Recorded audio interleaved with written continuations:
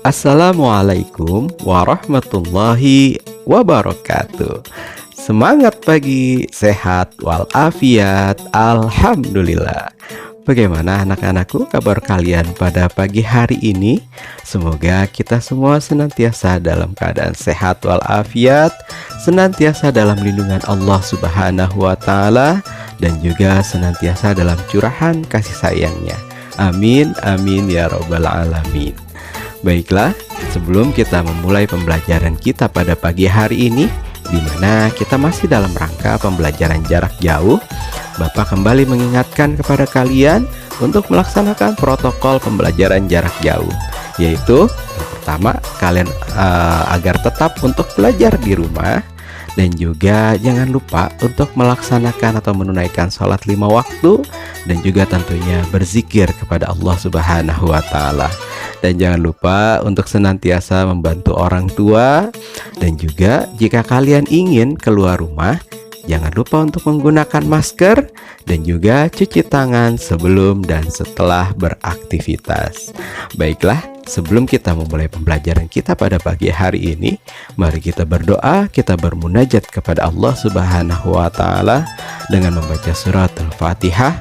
Mudah-mudahan kita semua senantiasa diberikan perlindungan oleh Allah Subhanahu wa taala dalam nikmat sehat walafiat, berkah panjang umur, dan mudah-mudahan kita selalu diberikan rahmat dan hidayah dari Allah Subhanahu wa taala.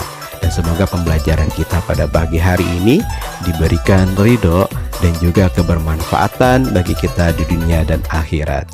Ala hadhihi niyah wa ala kulli niyatin shalihah wa li anfusina wa li hazatina wa li ridai ta'ala fid dunya wal akhirah. Wa ila hadratin Nabi al-Mustafa Muhammadin sallallahu alaihi wasallam. Sayulillahi lahumul Fatihah. A'udzu billahi minasyaitonir rajim. Bismillahirrahmanirrahim. Alhamdulillahi rabbil alamin. Arrahmanir rahim. Maliki yaumiddin. Iyyaka na'budu wa iyyaka nasta'in. Ihdinas siratal mustaqim. Siratal ladzina an'amta 'alaihim ghairil maghdubi 'alaihim waladdallin. Amin amin ya rabbal alamin. Baiklah, kita lanjut pembelajaran kita dengan menyaksikan video dari Bapak berikut ini. Selamat menyaksikan. Bismillahirrahmanirrahim. Rabbi zidni ilman warzuqni fahman. Oke, ada beberapa hal yang akan kita bahas di pembahasan sholat tarawih ini.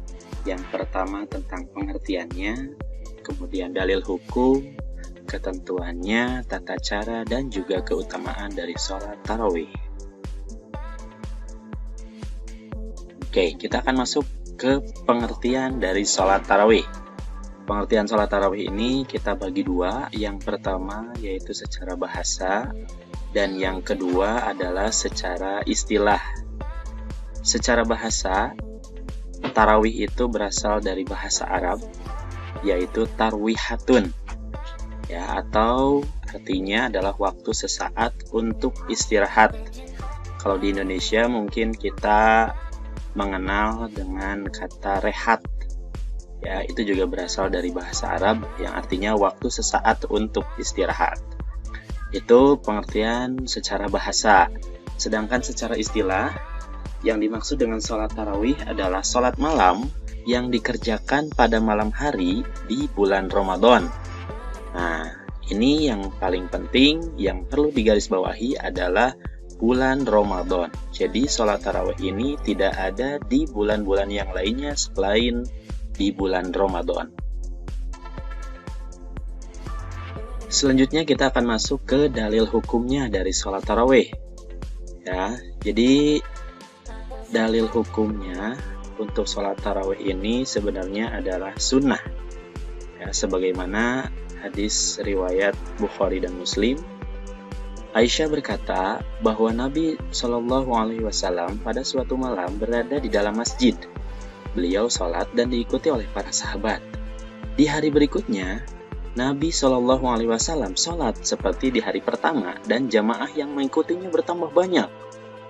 Kemudian di hari ketiga atau keempat, sahabat berkumpul di masjid untuk menanti kedatangan Nabi Shallallahu Alaihi Wasallam untuk sholat jamaah tarawih bersama-sama. Namun Nabi tidak kunjung hadir hingga subuh. Nah, kemudian beliau menjelaskan perihal ketidakhadirannya di masjid semalam. Beliau bersabda, "Aku telah melihat apa yang kalian lakukan. Tidaklah mencegahku untuk keluar sholat bersama kalian, kecuali aku khawatir sholat ini difardukan atas kalian." Nah, perawi hadis menjelaskan bahwa yang demikian itu terjadi di bulan Ramadan. Jadi, Nabi Muhammad SAW khawatir bahwa sholat tarawih ini yang dikerjakan berjamaah itu difardukan oleh kita, sehingga pada hari ketiga atau keempat Rasul tidak hadir di masjid untuk menjadi imam sholat jamaah tarawih tersebut. Nah, kemudian kita akan masuk kepada ketentuan dari sholat tarawih. Ada beberapa ketentuan yang perlu kita pahami ya tentang sholat tarawih ini. Yang pertama, tentang jumlah rakaatnya. Jumlah rakaatnya itu boleh dilakukan 8 atau boleh juga dilakukan 20 rakaat. Nah, kita akan bahas nanti setelah slide ini ya. Ada yang 8, ada yang 20 rakaat. Kemudian yang selanjutnya tentang waktunya. Untuk waktunya tentu saja ini di bulan Ramadan ya, dikerjakan setelah sholat Isya sampai waktu fajar atau sholat subuh. Ya, jadi kalian kalau misalkan setelah sholat Isya mau makan dulu bisa, mau istirahat dulu bisa. Yang penting dikerjakan setelah sholat Isya, antara sholat Isya sampai waktu fajar atau sholat subuh. Nah, kemudian untuk jumlah orangnya, ya ini boleh dikerjakan sendiri atau berjamaah lebih utama. Ya, jadi karena Rasulullah SAW pada zaman dahulu tidak melarang untuk berjamaah, jadi ini bisa dilakukan dengan berjamaah yang lebih utama. Tapi meskipun begitu, ini juga boleh dilakukan sendiri.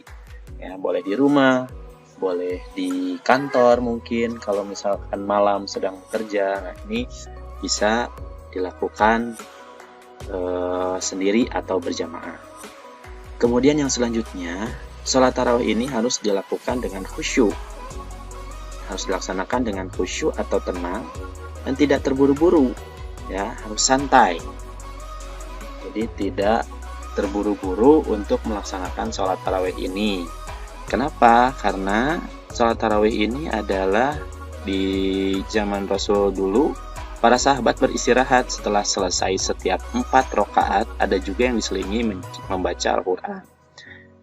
Jadi setelah 4 rakaat selesai, ya itu dilanjutkan dengan istirahat dulu. Jadi memang di sini harus tenang, harus khusyuk, ya, tidak perlu terburu-buru, tidak boleh cepat-cepat gitu ya. Nah, kemudian tambahannya boleh juga menambah sholat malam setelah sholat tarawih, ya, tapi tidak boleh ada 2 witir, ya, tidak boleh ditambahkan witir lagi. Jadi misalkan setelah sholat Isya kita sholat tarawih gitu ya, 8 rakaat atau 20 rakaat, kemudian dilanjutkan dengan witir ya. Nah, kemudian setelah itu bangun tidur, kita dilanjutkan sholat tahajud lagi, misalkan sholat malam lagi tambahannya. Nah, itu boleh, tapi yang keduanya tidak boleh ada witir lagi ya. Jadi tidak boleh ada 2 witir dalam satu malam. Nah, kemudian selanjutnya kita akan bahas tentang tata cara sholat tarawih. Ini memang ada 2 pendapat ya tentang tata cara sholat tarawih ini. Kita akan bahas yang pertama ini pada zaman Rasulullah SAW. Di zaman Rasul itu sholat tarawih dilaksanakan dengan 8 rakaat, dengan 2 rakaat 1 salam. Kemudian dilanjutkan dengan witir sebanyak 3 rakaat. Jadi formasinya seperti ini, 2, 2, 2, 2, itu untuk tarawihnya. Jumlahnya 8 rakaat ditambah dengan 3 witir. Ya, ini 1 kali salam. Jadi sama dengan 11 rakaat seluruhnya. yaitu tarawih termasuk dengan witirnya. Ya, jadi ini di zaman Rasulullah dulu ya, ini dikerjakan 11 rakaat. Nah, kemudian seiring berkembangnya zaman ya, di masa Khalifah Umar bin Khattab ini beliau menambahkan sholat tarawihnya menjadi 20 rakaat dengan 2 rakaat 1 kali salam. Kemudian dilanjutkan dengan witir sebanyak 3 rakaat dengan 2 kali salam. Jadi formasinya 2, 2, 2, 2, 2, 2, 2, 2, 2, 2. Jadi 2 rakaat sebanyak 10 kali itu untuk sholat tarawihnya. Ditambah 2 tambah 1 untuk witirnya. Jadi totalnya 3 untuk witir.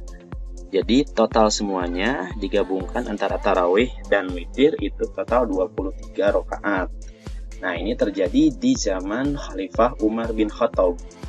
Kenapa di zaman Khalifah Umar bin Khattab bertambah menjadi 23 totalnya?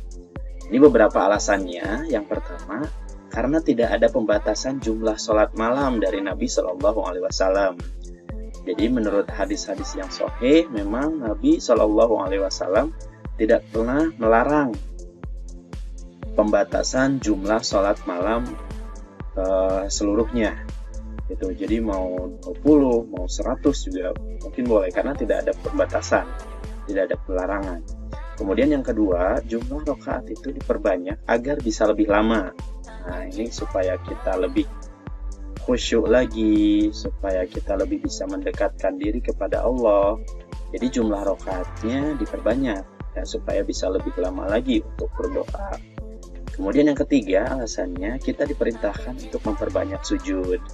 Nah, ini juga menjadi salah satu alasan kenapa di zaman Khalifah Umar bin Khattab sholat tarawih itu menjadi 23 termasuk witirnya.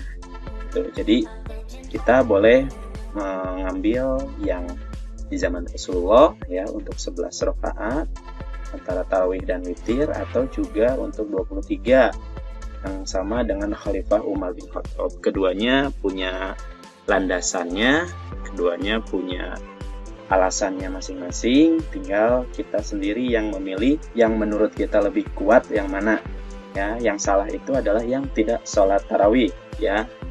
Oke, kemudian selanjutnya yang terakhir kita akan bahas tentang keutamaan sholat tarawih. Nih, jadi sholat tarawih ini memiliki banyak sekali keutamaan. Di sini hanya dicantumkan 4 saja. Yang pertama, sholat tarawih itu akan diampuni dosa-dosanya. Sesuai dengan hadis Rasulullah SAW, man qama ramadhana imanan wahtisaban ghufira lahu ma taqaddama min dzambi. Rawahul Bukhari wa Muslim. Barang siapa yang mengerjakan sholat malam pada bulan Ramadan karena iman kepada Allah Subhanahu wa Ta'ala dan karena mengharapkan pahala, maka akan diampuni baginya dosa yang telah lalu. Nah, ini salah satu alasan keutamaan sholat tarawih, bahwa orang yang sholat tarawih, yang mengerjakan sholat malam pada bulan Ramadan, akan diampuni dosa-dosanya yang telah lalu. Baik, keutamaan yang selanjutnya dari sholat tarawih ini, pahalanya seperti sholat 1 malam penuh. Rasulullah SAW bersabda, sesungguhnya siapa saja yang sholat bersama imam hingga imam itu selesai, maka ia dicatat telah mengerjakan sholat semalam suntuk. Hadis riwayat Tirmizi. Nah, ini jadi keutamaan sholat tarawih, kita bisa mendapatkan pahala meskipun bersama imam hanya 11 rakaat atau 23 rakaat, tapi kalau kita mengikutinya bersama imam hingga imam itu selesai, insya Allah dicatat telah mengerjakan sholat semalam suntuk. Oh, itu adalah keutamaan dari sholat tarawih. Makanya jangan sampai dilewatkan untuk sholat tarawih ini. Kemudian selanjutnya, keutamaan yang ketiga adalah menambah ketaatan kita kepada Allah Subhanahu wa Ta'ala. Sholat tarawih ini adalah sholat yang disunahkan. Sehingga mengerjakan sholat tarawih itu berarti kita mengerjakan ibadah yang disunahkan oleh Allah Subhanahu wa Ta'ala, menambah ketaatan kita kepada Allah. Kita diperintahkan untuk sholat, kemudian kita kerjakan, berarti itu menunjukkan bahwa kita adalah salah satu orang yang bertakwa, insya Allah. Kemudian keutamaan yang keempat, sholat tarawih ini bisa mempererat tali silaturahmi. Nah, tadi seperti yang sudah disampaikan bahwa sholat tarawih ini bisa dilakukan secara berjamaah. Nah, kalau sholat tarawih dilakukan secara berjamaah, insya Allah kita bisa bertemu dengan orang lain dan kita bisa mempererat tali silaturahmi antar sesama muslim. Ya, alhamdulillahirabbil alamin. Demikianlah anak-anakku pembelajaran kita pada pagi hari ini, dan semoga tayangan video yang telah kalian saksikan tadi dapat kalian pahami, dan tentunya nilai-nilai luhur dan nilai-nilai kebaikan yang terkandung dalam video tadi dapat kalian amalkan dalam kehidupan kalian sehari-hari. Salam hormat Bapak untuk kedua orang tua kalian yang telah membantu dalam membimbing kalian selama pembelajaran jarak jauh di rumah. Bapak akhiri pembelajaran pada pagi hari ini. Wabil taufiq wal hidayah. Wassalamualaikum warahmatullahi wabarakatuh.